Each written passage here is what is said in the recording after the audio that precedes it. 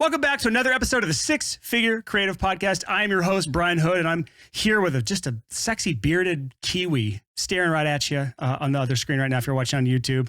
Mr. Toby Lloyd is joining us today from Tiny Triumph Recordings.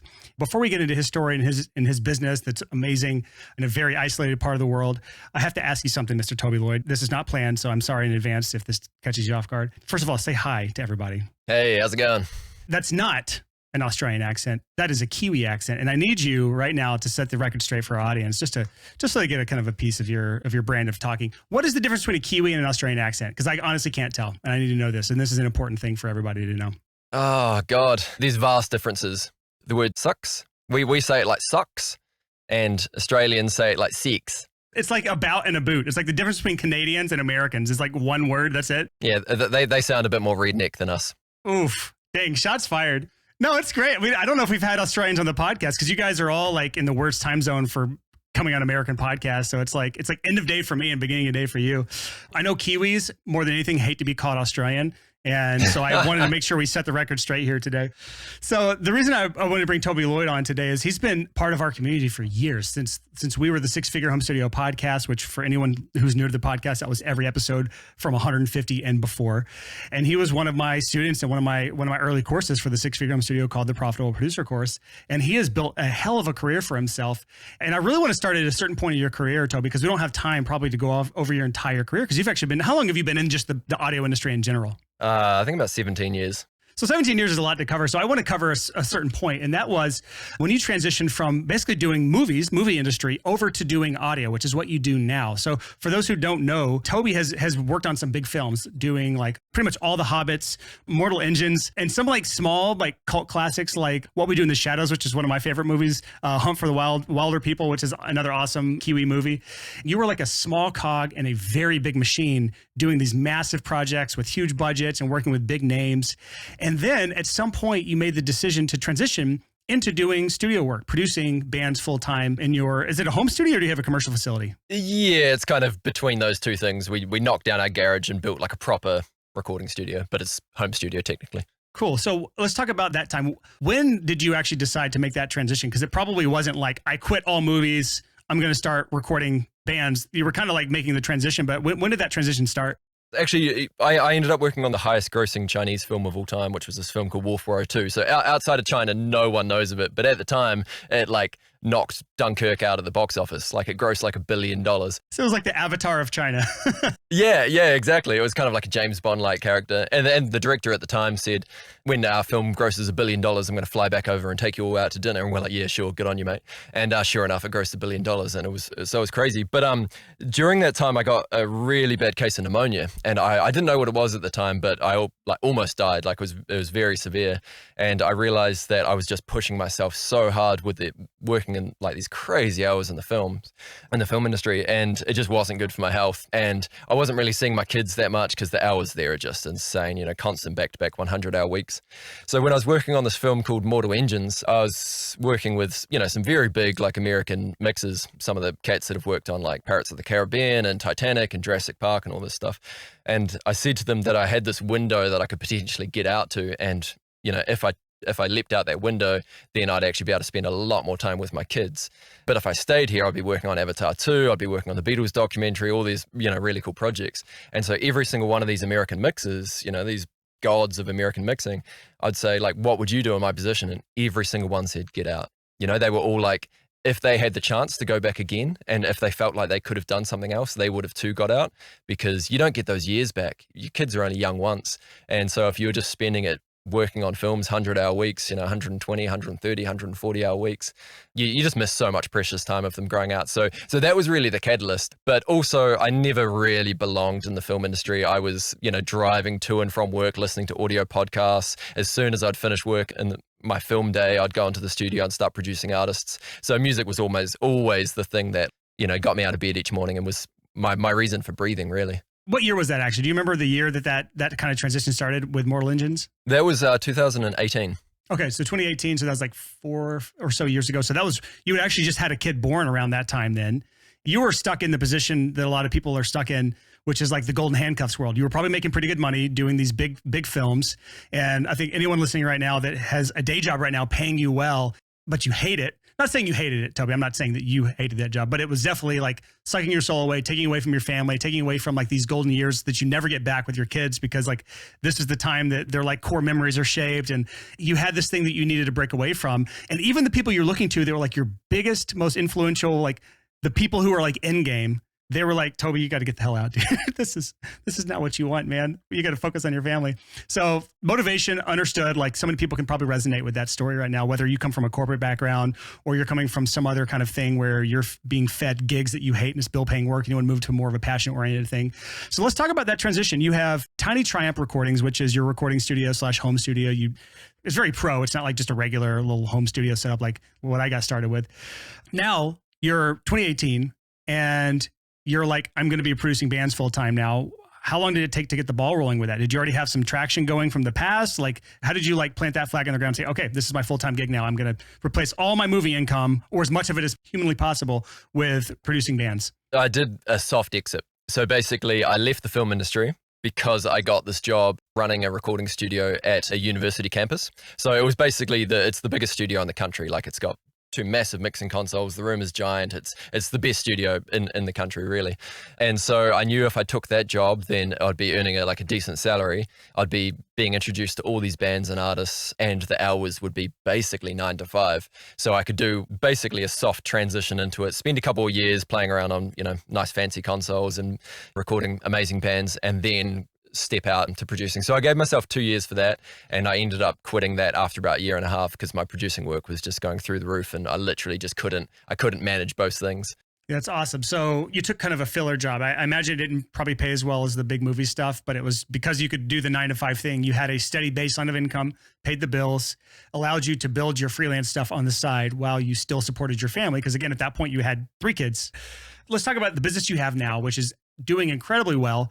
I don't know if you want to talk numbers or not, but we always talk numbers on the studio. You don't have to, but I imagine you are approaching at least the equivalent of 6 figures. I don't know what sort of like monopoly money you have down in New Zealand, but but it's a great business. And I want to talk about some of the things you have set up in place to bring in clients for yourself, because you're doing a few cool things to generate awareness for Tiny Triumph that I have not seen other studios doing, or many freelancers in general.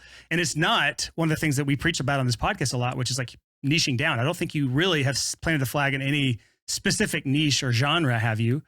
What are some of the things you're doing to grow your awareness or build your following as a studio? One of the things that was very clear to me when I really started focusing on my business was that no one in my country, at least, runs their studio or production business like a business. It's all basically just freelance work, people just scrapping over, like trying to get clients and stuff like that. And I wanted to actually run a business. And so we've been creating lots of resources that we can give out to people, but every single thing that we do as a tool of branding is really at the core of who I am. So one of my good friends who I've been producing records for years, he's won like an Emmy award for some of his like advertising work, and a real genius when it comes to branding. And so we really dove deep into what my studio was going to be, what my business was going to be. And it really comes down to just being genuine. It comes down to being like fostering a safe space for the music community, because that's something that is notorious in the music industry, is really just not having safe spaces for people. So the whole idea was to really run a business on kindness and compassion. And recording music is an incredibly vulnerable thing. If you're an artist and you're coming into a studio, that's terrifying for a lot of people. Releasing music is terrifying for a lot of people. So the whole goal of it was to really create this safe environment where an artist can come into the studio with me, and that they know that they can tell me how they feel. They know that we can have this open communication, that if they're not happy about something, then I'm going to help them with it. So the whole business model is based on kindness, compassion, and really creating safe spaces. So a lot of the resources that I make to give out to people, it works because people know that it's coming from a genuine place. It's not this kind of like cheesy sales tactic thing of like, I've just, you see that a lot with producers on Instagram. They'll be like, here's like 5 compression techniques, or like, here's 5 EQ tricks. And that's not what I do. I don't really want to do that kind of stuff. To me, it's all about, handing out resources and giving things to people that actually help their life or make them think, That's basically it. It's really just marketing those aspects of my business to our target market. So I haven't niched down, but in a way I kind of have, because I'm only working with the people that actually resonate with that philosophy. There's a lot of like metal bands. I know you've done metal bands in your time. I wouldn't know what to do with that, you know? So when metal bands come to me, I'm like, I'm not your guy, you know, that I'm not the person for that. I think because of the branding that I do, most of the work that comes in is a lot of the time female. You know, it's a lot of like female solo artists that they see that we're fostering this safe space and that they can actually come in and not have this kind of like typical kind of like patriarchy kind of studio where it's like, this is the way things are got to be done. Because, you know, we've all seen producers that work like that where it's like, no, this is how you play your guitar. No, this is how you play your drums. I was that person, so I totally understand. I was the antithesis of a safe space in the studio. I was like, you're going to do it this way. And if I would have known what you know now, like back when I was doing full production, like in 2014, 2015, I'd be a lot further on than I am right now. So let's talk about some of these things that you're doing to generate awareness for yourself. Specifically, you have these things that you call ultimate music production competitions. This is something I've not seen studios do before, but it seems to be something that's working well for you. Can you talk about that? Yeah, so basically 2 years ago when the first lockdown in New Zealand hit, I saw like a really kind of bad mental health crisis that was happening in the music community. And so I was trying to think of ways that I could give back to the community. And one of them was an idea of just basically running a competition where the winner gets like a full recording package. How it started out actually was because I had 2 free days of recording time in this top studio in the country. And so I was going to basically just give it to one of the bands that I was working with. And then I was like, well, actually, why don't I give it to someone that I'm not working with? Why don't I try and, you know, reach out to the audience and see if there's anyone that, you know, really deserves it, you know, someone that couldn't have otherwise afforded that opportunity. And so I reached out to a couple of my friends that run a kind of music video production company and asked if they wanted to be involved, asked my mastering engineer up in Auckland if he wanted to be involved. And yeah, so we released this competition where basically anyone, they didn't have to be established bands or artists, they could just be someone that's just doing it as a hobby. They can just literally send in demos. It could be like an iPhone demo or whatever. And we were basically judging on what's the best song. Like, what's the best song that we can hear? It didn't have to be anything flash. It's just what song resonated with us the most. And we got such a great response after that first one. We were only going to do one. Then this year we saw just like, it was even like the mental health crisis in Wellington and New Zealand was even worse. It was so bad that we thought, oh, like, let's do something about this and try and like give back to our community again, because it really did kind of create something really exciting last time. And this time we got one of the local radio stations involved to see if they wanted to be part of it. So now it's going to premiere like on you know, a New Zealand radio station, and there's going to be like interviews, and you know, they'll do like a live performance of the song and all this kind of stuff. So it's creating this sense of hype and this excitement that, yeah, I haven't seen really any others do before. I mean, I'm sure it has happened, but we really, again, it was a genuine thing. It was trying to give back. It wasn't like some sleazy marketing technique. And of course it helps the business. It generates brand awareness and all that kind of stuff, of course. But really the primary goal was to actually make someone's dream come true. And that happened last time. You know, the first person who won, she wrung me in tears when she got the Masters back, because she was just so, there was no way that she could have afforded that had she just kind of, you know, paid it off her own back, because it was such an expensive package. It was like $10,000 worth of stuff, you know. So to have her ringing up in tears, just being like, I'm just so grateful. Yeah, we thought it was about time that we did it again. Who knows if we'll do another one? I don't know, because it is a lot of work. I've got like, you know, 200-300 demos that I have to listen through. But it is nice, you know, when you have those moments of people ringing up, crying in tears, you know, happy tears, of course. It makes it all worth it. This is a superpower, and also a weakness of mine is I am very good at spotting opportunities. And so when you tell me all this, I'm thinking through like, oh man, there's like so many different applications of this. Like this, there's like, I don't want to say slimy side of Brian comes out, but the very opportunistic side of Brian comes out. And it is very important to point something out. It doesn't have to just benefit someone else, and it doesn't have to just benefit you. There are things you can do in this world that create a win-win-win scenario. A win for you, a win for the other person, and a win for maybe other people as well, like the audience who now can hear this amazingly produced, well-produced song and see the music video produced for this girl that could have otherwise not had this thing created by her. All this to say, anyone listening right now should be able to replicate this no matter what industry you're in, whether you're in photography, videography, graphic design, whether you're another audio engineer or mastering engineer. Toby essentially did this, and here's the 3-step formula for this. I wrote it down. Build a team. He built a team of people. Number 2, create some sort of incredible outcome. He built a dream outcome, some sort of package that is like the dream for his ideal client. And then he created a competition to drive awareness. And so he's getting hundreds of leads from this. Now, again, Slimy Brian looks at it like dollars and leads and whatever. But like, again, Toby is a person who looks at it from the lens of like, altruism, like he's giving back to the community. He's helping with mental health crisis. So Toby's a better person than me, but you can still take both of our approaches, the perfect approach, which is like part empathy, part left brain analytics and numbers and leads, and create some sort of thing in your own business. Because like, this is actually going back to an episode that me and Mark talked about, creating an irresistible offer, something that's so good people feel stupid saying no to it. This is one of those things that is an irresistible offer. This is a thing that people have an opportunity to get $10,000 of free work from Toby and the team and the package that he's built here. And all they have to do is submit a demo or whatever. Like, that's kind of the process that you put them through. They put their name and email in, maybe answer a few questions, put a demo of whatever work they have, and then they're submitted. Now you have to go through those and pick the winner out. It is a bit of work on your end, but you're now getting free radio play, getting airplay for this. This promoting you and your work. And I don't know how many people there are out there that spend so much time working with clients and that work never sees the light of day because they haven't taken the time to do the work that Toby has to put something cool like this together.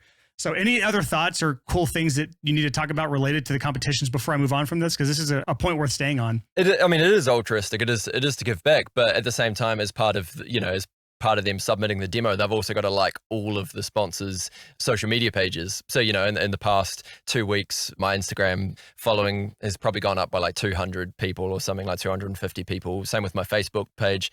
And so, yeah, they've got to tick all those boxes. I've got to say, they've got to share the competition. So again, it's giving brand recognition. It's on their Instagram stories. So there's been, probably about 300 or 400 people in New Zealand sharing this competition around all their circles. So it is altruistic and it is coming from a genuine place, but of course it's helping the business and it's helping brand recognition, just to create a competition that's purely altruistic. It doesn't make a lot of sense. So when I am going through and doing all those hundreds of demos, it goes, okay, there's something that I am getting out of this as well. Yeah, this is called go-giver marketing. So this is where he is adding value to people, but also reaping a benefit. And like, if all you want to be is altruistic, like, it's called a hobby or a foundation, or like, if there's no income to be gained from it, then it's not a business. So if we're actually going to have a business, you can have a business that also helps people, but you have to have some sort of model around it that makes sense for everybody, where it's a win-win-win. You can't take more value than you add, or else you have something that's sucking resources away from this earth, but you also can't give more than you completely give more than you take. You need two things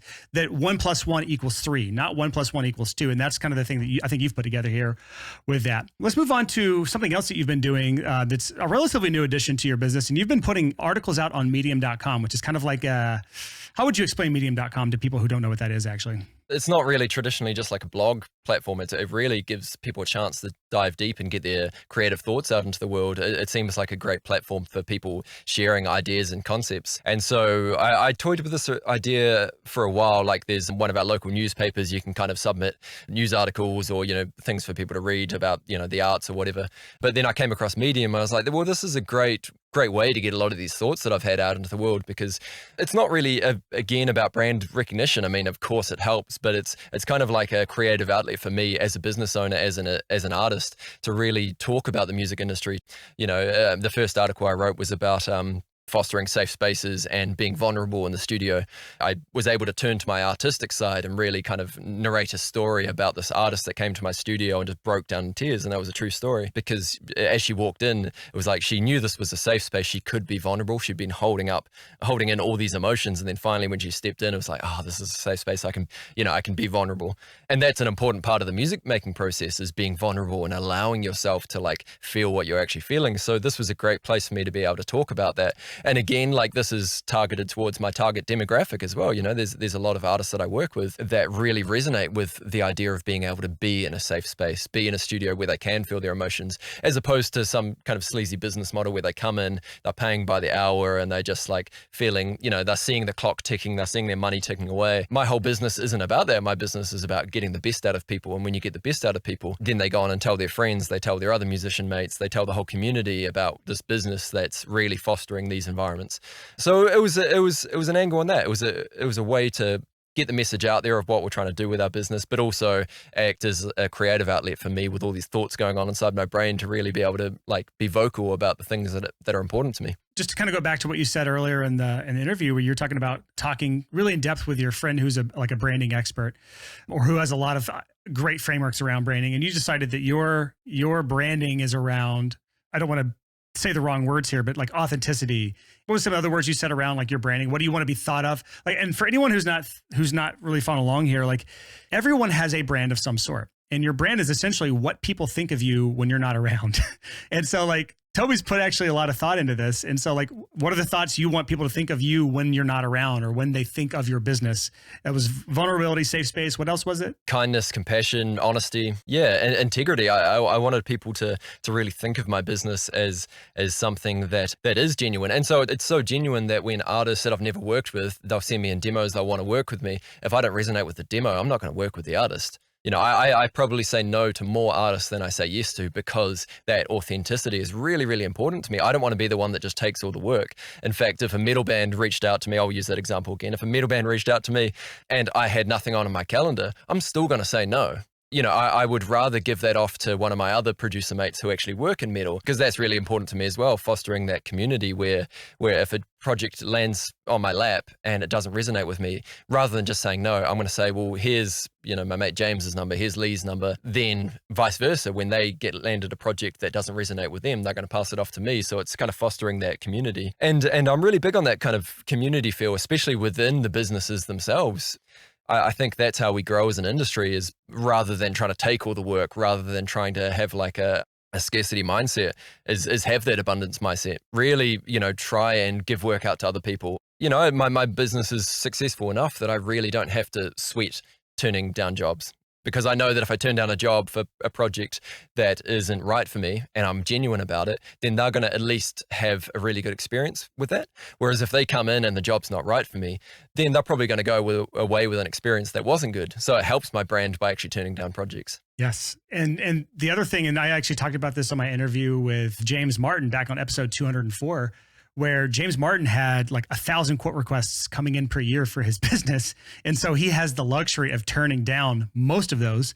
I don't imagine that most freelancers have 1,000 quote requests coming in, you included, Toby, but you probably have enough inquiries coming into your inbox to where you don't have to say yes to every damn project. And it comes down to all of the work you're putting in up front, doing something like this competition, doing things like putting these Medium blog articles up there to just kind of spread your message. And those articles actually do two things. One is they create awareness because people can stumble across those, people share those with other people, but they also build trust with people because you're standing for something. You're putting your flag in the ground to say like, this is who I am.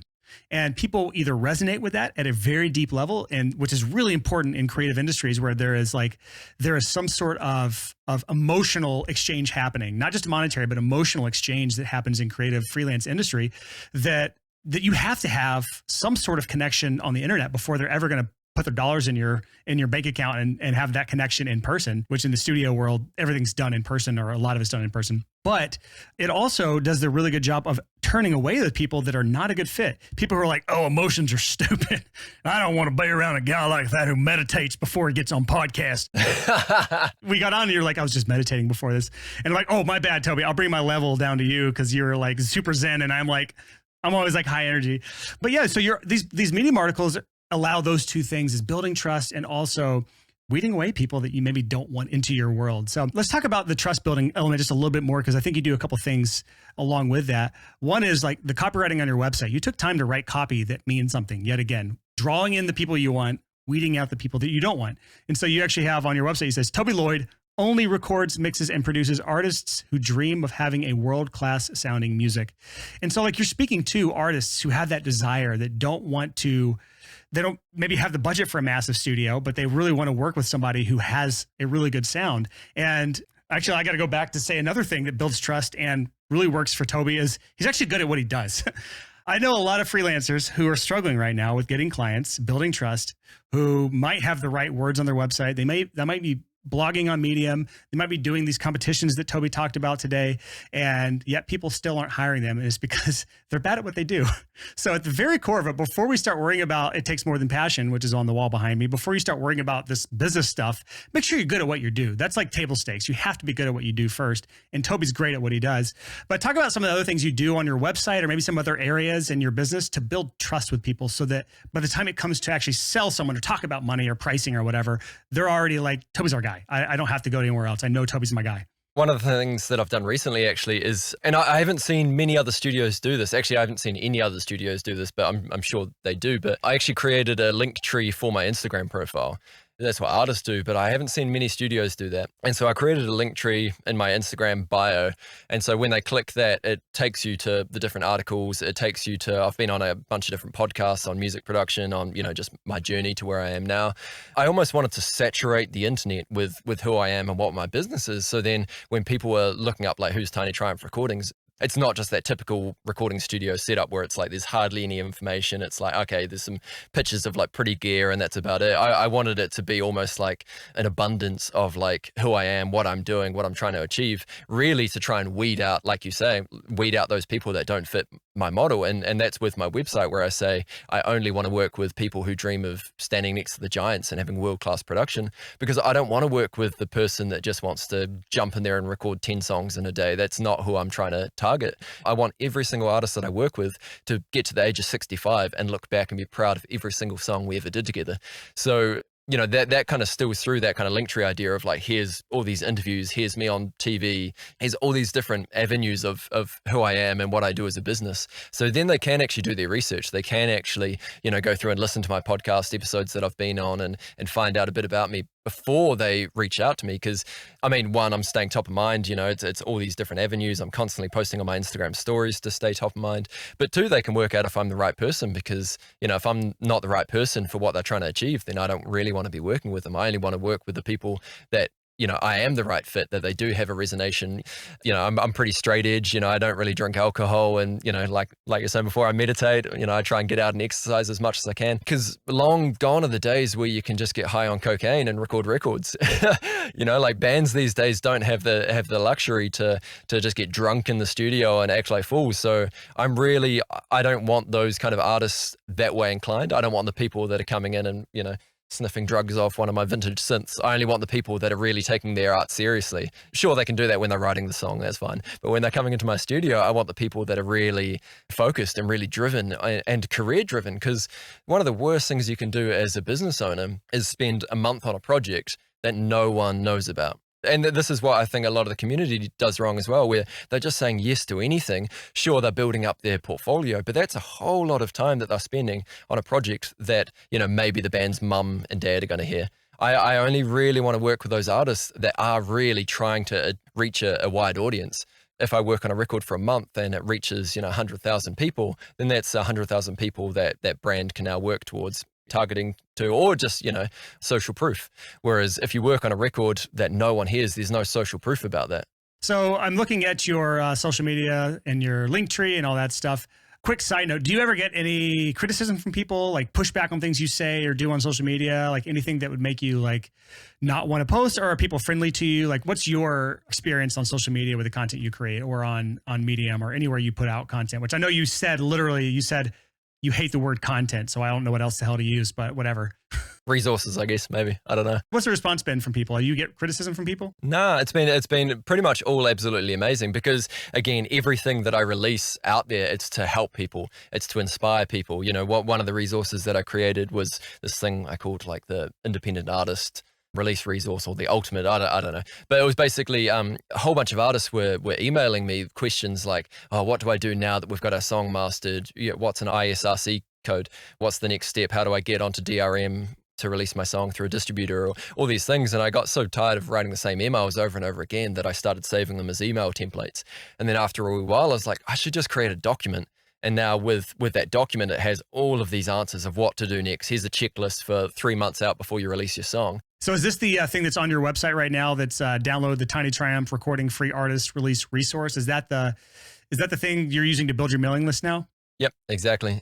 That was really designed because people were asking me the same question over and over again. And then I thought, well, instead of giving this out to just the artists that I'm working with, I'll just give it out to everyone, anyone that wants it. And so because the resources that I create are really, they're not sleazy. It's not me creating resources just for the sake of it. It's like, what will people actually find useful? And so it usually, all of my resources that I create are usually things that I'm inspired by from the artists that I'm working with. And it's like, oh, people could use this. So that last article that I wrote about vulnerability, it was really stemmed on so many conversations that I was having with artists over coffee, because coffee's, life in the studio. Before I start any day with the artist, we always get into the studio, we sit down, we drink a coffee for half an hour and just talk. And that's an incredible part of the process. So all of those resources are really created from a place like a genuine place. And I literally, the only kickback I've ever had from something was that article that I posted last week, which was titled, oh God, I haven't had my coffee this morning, so my brain's failing me now. The therapy of music production. The therapy of music production. There you go.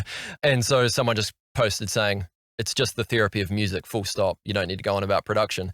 And I was like, well, actually, this is my story about creating a safe space where artists can come in to produce music and actually have an environment where they can treat it like therapy. They come in, we drink coffee, we talk about their, what's been going on in their life. We talk about the song that they're creating, trying to be able to get them back to the point of conception.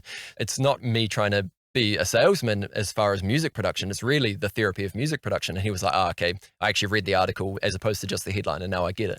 So I think anyone that actually takes time to look at this content, or these resources or whatever, I think they realize it is coming from a genuine place. So I haven't had really any kickback at all. So kind of shifting gears here, I think this is a topic that's worth discussing, because you talk about having a safe space for people, talk about setting a nice, safe environment, good vibes, good stuff, positive stuff. But at some point you have to bring up money and pricing. How do you approach that conversation with your potential clients when the money stuff comes up that could cause tension in an otherwise safe space? Yeah, and so basically with every artist that reaches out wanting to work with me, I'll either give them a phone call, or I'll go and have a coffee with them, or invite them around to the studio. I'll discuss about their project, try and figure out what their vision is, try and really get to the bottom of what they're trying to achieve. And with that, I'll usually either just tell them there and then, okay, it's probably going to be about this much, or I'll go away and think of it and then send them a proposal. And so with the proposal that I send them, at the very bottom, it actually has a whole bunch of resources as well that they can then click on to, get further value out of it. But yeah, so I basically just say, this is what the price is. Would love to work with you. If you can't afford that, that's totally fine. Here's some other people that I can refer you on to that will be cheaper. You might not get the same quality. Sometimes it can be a bit hit and miss, but, reach out to these people because, they might be better for that price range. But if you are wanting to have that kind of world-class production sound, then this is how much it's going to cost. And I always, take a deposit, 50% before we start the project, 50% before I start mixing the project. And I'm just blunt with it because I'm like, I never want money to get in the way of the art. So this is just what it is. And if you're happy to jump on board, awesome. If you're not, then really no worry whatsoever. So I'm really open with it. It's taken me a long time to get to that point. I used to skirt around the money conversation, but I learned the hard way that you've just got to talk about it. You've just got to just be upfront and be like, well, this is how much it is. But one thing that I think I do that really helps kind of put across just how much value they're getting out of it is in my proposal, I actually have a breakdown of the costs. So I have, this is how much it takes to record, an average vocal track for a pop song, with 6 to 10 hours with all the backing vocals and all that kind of stuff. This is how much time it takes to record drums and do drum editing. And so I actually break down the cost to show them that any given song that I work on is going to be about 30 to 40 hours worth of work. So once they see that and then they see the price, they go, oh, wow, this is actually pretty affordable when you consider how much time he's actually putting into it. So I think that's a much better response than actually just being like, here's how much it costs. Do you ever have people that push back and say like, oh, I don't think it'll take this long to do this thing? Because that's the danger I see when freelancers give out line item, proposals for pricing, that the person that they're giving pricing to feels like they know better than you do as the professional. So do you ever get that? And if so, how do you handle that? Not really. I mean, I have a few people that try and say, oh, it's not going to take, it's only going to take us one day to do this full song. And I basically come back and say, like, look, that's cool. If you want to find someone that's just going to charge by the day or whatever, you can go and find them. That's cool. But I do this every single day, basically 365 days a year almost. And I know how long things take. And you can do things shorter. But if you want it to get like this, you reference Kings of Leon as an artist you want to sound like. Do you think they did cut corners and tried to do everything fast? I'm like, no, like good things take time. And so I work really hard in sculpting that sound as best as I possibly can. My brand goes out on every single song I produce that it needs to sound world-class quality. So if you want to work with me and get that sound that I've been achieving, this is how long it takes. If you want to cut corners, then that's totally fine. Yeah, and that's a really important concept for anyone listening right now, that when someone comes to you with a budget that's smaller than what you typically charge, you kind of have two options at that point. One is, you actually have three options. I think I might make up a fourth, who knows? But option one is you say, I'm so sorry, that's just not enough. Here's a few other options. And that's kind of the route that Toby seems to take here. I don't want to put words in your mouth, but that seems to be the route. Option number two is, I can do it and I'll drop my fee, but still put in as much work and effort in order to make sure the quality is where I want it. Option three, and this is the one that a lot of people tend to do, is I guess I will work with that budget, but I'm going to have to make it an inferior product. And that's the one that I think is the death trap for so many people, because you need to pay your bills. I understand that. A client comes in, and this is the first quote request you've had this week or this month or whatever is bad for you. And the budget's lower than what you want, but you got to pay the bills. So you just start making sacrifices, and it hurts the quality of your end product, which means less and less people or fewer people are going to come into you for the next project, because now what they're hearing coming from your business is not good. And so Toby has put a high bar on everything that comes out from his studio. And if someone hires him, they're going to get this quality. And in order to get the quality that they come to him for, he can't drop the price for you. I'm sorry. There's other people that will do it for cheaper. But if you want Toby Lloyd quality, you expect a certain bar, and it's going to come with this cost. And so people have to stand by that unless they want to. Again, you're more than welcome to bring your price down and have the same quality, but do not hurt quality just to accept that lower price, because that's the downward spiral for freelancers. So really quick, what's the story behind the name? Because I feel like Tiny seems to be a bad thing in most cases. So why would you use that in your business name? Any thoughts here? Honestly, we went through so many different names, me and my branding guy, before finally I sent him this and he was like, yep, that's the one. The reason for it is, one, my studio is small. You know, it's a pretty like humble little studio environment. Even though it produces what I need it to produce, it's still very small. Two, New Zealanders are quite known for their modesty. We are quite different to the average American in the way that we communicate, and modesty is like quite an important part of that. So, you know, I wanted it to be like a humble kind of a brand. And triumph, being triumphant, I want every single artist that I work with to succeed. I want them to go out there and achieve great things. But probably the more important point for most New Zealand artists is that the word Tiny Triumph actually comes from one of the most kind of famous New Zealand songs. It's not famous anywhere outside New Zealand and Australia, but it's a band called Shehad, and they got this song called Home Again, and it's basically, the line is, it's been a day of tiny triumphs. There was something that always, as a teenager, really resonated to me about that, like, because that is a very Kiwi idea. It's like, it's about the small wins. It's not about these like, you know, achieving massive glory. It's like the small wins are more important than those big wins. So really when I stumbled along that, and I'm like, well, it's got that recognition because people will hear the words, but they won't necessarily click to actually what it's from. And because it sums up perfectly what my business is. That's I mean, I get it now. I get it. If it were an American version of your studio, it would be like Massive Triumph or something, because we always have to be bigger and better. And the best biggest triumph. The biggest triumph on this earth. So I get that. So let's shift back into the actual conversation we were having. You mentioned other studios might have daily rates or whatever. Does that implying that you do flat rates for your work, or how do you do pricing for your studio? Yeah, I do flat rates. I would rather an artist be able to come into the studio and feel like they can sit here and talk to me for half an hour before we kick off. I think in order to get greatness out of people, I think I like having that ability to take longer breaks if we need to. You know, if an artist is feeling anxious, I can be like, just go for a walk around the neighborhood for like 45 minutes and then come back. If they're in a traditional studio environment, they're not going to want to do that because it's so expensive. Two, because I don't want to have to talk about money once the project starts. If you're doing a day rate and then we need more time, then it's like, okay, well, this is going to cost more money. I would rather say this is the price and this is how much it's going to be. And sometimes projects kind of blow over a little bit. It's a project rate, but it's based on a certain amount of days anyway. So it kind of is like a day rate, but it's just like, this is how much it's going to cost. And then if it goes past that time, then we talk about money. But generally, a lot of the time, if it's just an extra half a day or something, I'll just bite the cost and to make the artist happy. And a lot of the time, it's less time than that. So it kind of evens itself out. But again, I just don't like talking about money. I'd rather just talk about it up front, being like, this is how much it costs. And then we never have to have that conversation again. That's the great thing. Yeah, that was kind of the same way I handled it, was 50%. Actually, I did 40% because mentally, I always hated getting half my money up front, because then I felt like I wasn't getting much when I was actually doing the work. So it was like this weird mental trick I did, was 40% up front, but then the 60% was due the day they came into the studio for me. And that way the money was out of the way. We could wipe our hands clean and just focus on the end product for the rest of the time together and not be stressed about money or late payments, or God, the worst thing is like doing a payment plan with somebody and then having to deal with that whole thing of chasing down payments and stuff. That's why I'm always against payment plans as a freelancer, if you can at all help it. But let's move on to, I guess, kind of the final thing here. And that is the actual experience in the studio with you. You seem like a very intentional guy.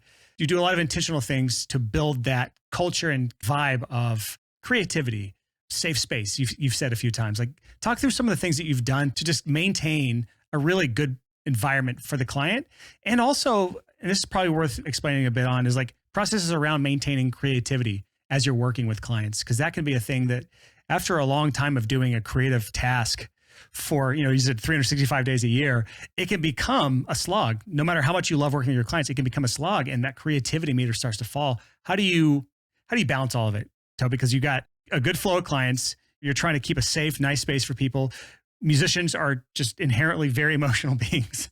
And so how do you balance these things inside your studio? Yeah, so there's a couple of things on that, I think. One, like you kind of mentioned earlier, is being really good at your craft. To me, having all the technical aspects so dialed in that you just don't have to think about it. So all you have to focus on is creativity. So I don't have technical problems in my studio. If I am, I'm fixing them while I'm chatting to the artist about a gig they saw the other night. The same when I'm, in a big studio. Because one thing I haven't mentioned actually is that I work with a mothership model. So I produce artists from here, but when we were going to record full band stuff, I'll hire out studios around town, go there, and then come back to my studio for the overdubs. Yeah, which is just for anyone who has not been following the podcast long enough. If you're in the audio space, it's just a much more economically feasible way than having a big, expensive recording studio. Instead, you have a pretty affordable home studio space you built out. You probably don't have a big overhead for it other than your living expenses in your actual home because it's built in your backyard. And then you go out to these big studios to rent it out on a day rate and then bring it all back to the studio to do the big stuff. So you do drums and maybe some like mixing at these big studios.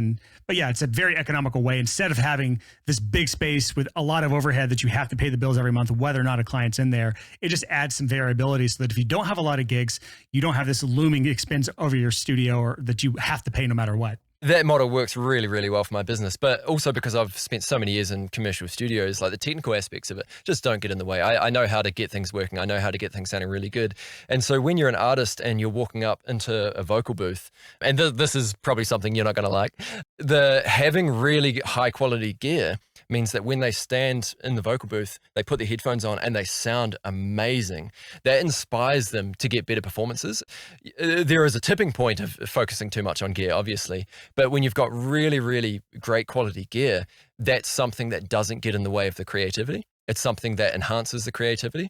So any vocalist that comes into my studio and they stand there with, my beautifully expensive mics or chain or whatever, they're going to sit there and they're going to go, damn, I sound good. And that makes them feel good. It makes them feel less self-conscious. So then they can actually work on getting those better performances. So actually having really high quality gear means that they feel really inspired, as opposed to being like, don't worry, it's going to sound good when I'm mixing it.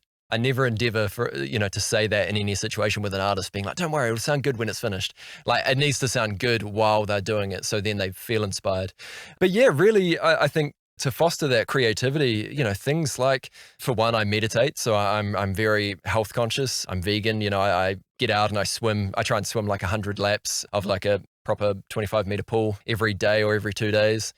And I just try and provide this ultimate sense of calm, and really just clear my mind, which is hard when you got 3 kids because there's a lot going on up in there.